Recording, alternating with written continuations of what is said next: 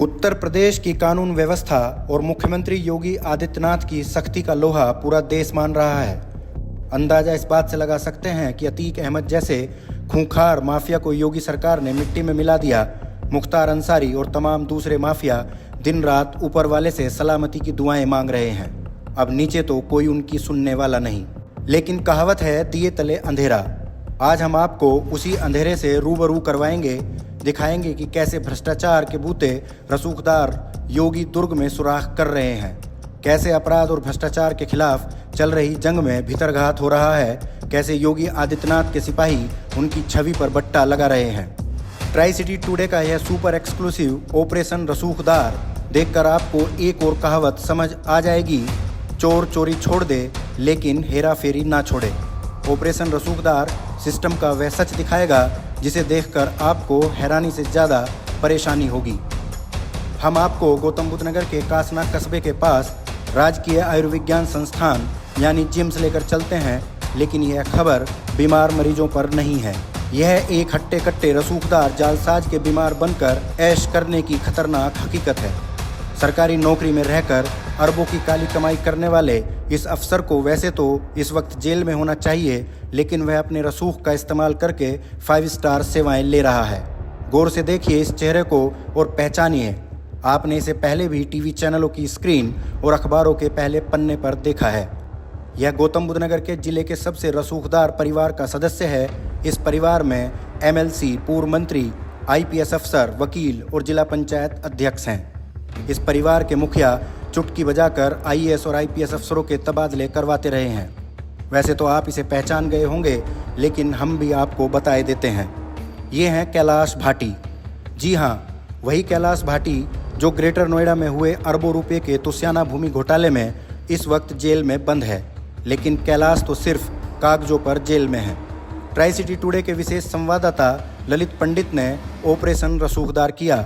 उन्होंने देखा कैलाश भाटी कैसे जिम्स हॉस्पिटल में रह रहा है और दिन भर क्या करता है।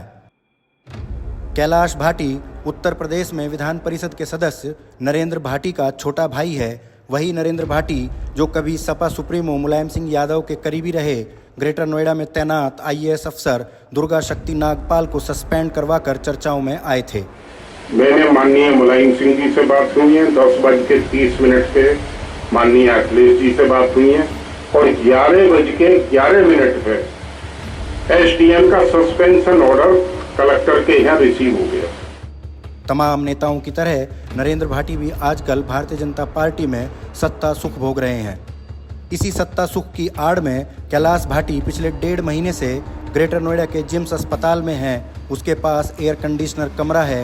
वह खुलेआम मोबाइल फ़ोन पर बात करता है। उसके पास पूरे दिन और आधी रात तक आने जाने वालों का तांता लगा रहता है। यह सब कुछ ट्राई सिटी टुडे की टीम ने न केवल अपनी आंखों से देखा है, बल्कि आपको दिखाने के लिए अपने कैमरों में कैद किया है। जो कुछ हमने देखा उससे साफ पता चलता है कि कैलाश भाटी को कोई बीमारी नहीं। वह अपने रसूख का भरपूर फायदा लेकर ऐशो आराम कर रहा है। रोजाना घंटों फ़ोन पर बातें करता है। पूरे जिम्स अस्पताल में कहीं भी घूम सकता है। उससे कोई भी कभी भी मिलने जा सकता है। रखवाले पुलिसकर्मी दूर एक कमरे में आराम से सोते हैं। उनकी भी आजकल मौज आई हुई है। ट्राई सिटी टुडे की टीम ने 2 दिन कैलाश भाटी की गतिविधियों को देखा। उसके कमरे में 2 दिनों से महिलाओं और तमाम दूसरे लोगों का आना जाना लगा रहा। पिछले 1.5 माह से यही हालात हैं। रसूखदार कैलाश भाटी यहाँ आराम से आराम फरमा रहा है।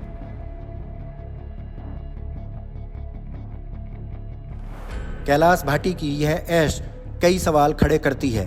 पहला सवाल, क्या कैलाश भाटी खुलेआम मोबाइल का इस्तेमाल कर सकता है? दूसरा सवाल, क्या कैलाश भाटी को जिम्स के प्राइवेट वार्ड में एयर कंडीशनर, कोल्ड ड्रिंक्स, बाहर का खाना और ऐशो आराम मिल सकता है? तीसरा सवाल, क्या बिना रोक टोक और दिन रात कैलाश भाटी को लोगों से मिलने की इजाज़त दी जा सकती है? चौथा सवाल, कैलाश भाटी को ऐसी कौन सी बीमारी है जिसके इलाज के लिए वह 1.5 महीने से जिम्स के प्राइवेट वार्ड की ऐश ले रहा है?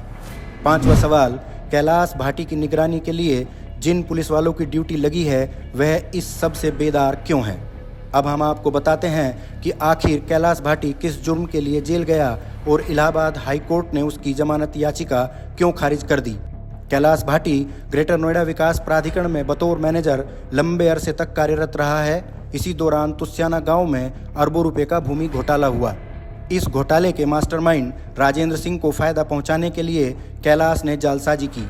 गौतम बुद्ध नगर पुलिस ने कैलाश को पिछले साल 16 नवंबर को गिरफ्तार किया था। और प्रबंधक संपत्ति कैलाश भाटी और कमल सिंह, इन लोगों ने इस तरह के एक दस्तावेज बनाए जिसमें दीपक सिंह नाम का इन्होंने हाथ से इन्होंने लिख दिया था और एक ही दिन में 24/11/2014 को ही इन्होंने जो है उसके मधु सिंह, पहले पुत्री जीसी कंबोज था, उसके बाद लीज डीड जब आया तब इन्होंने उसमें दीपक सिंह का नाम डाल दिया।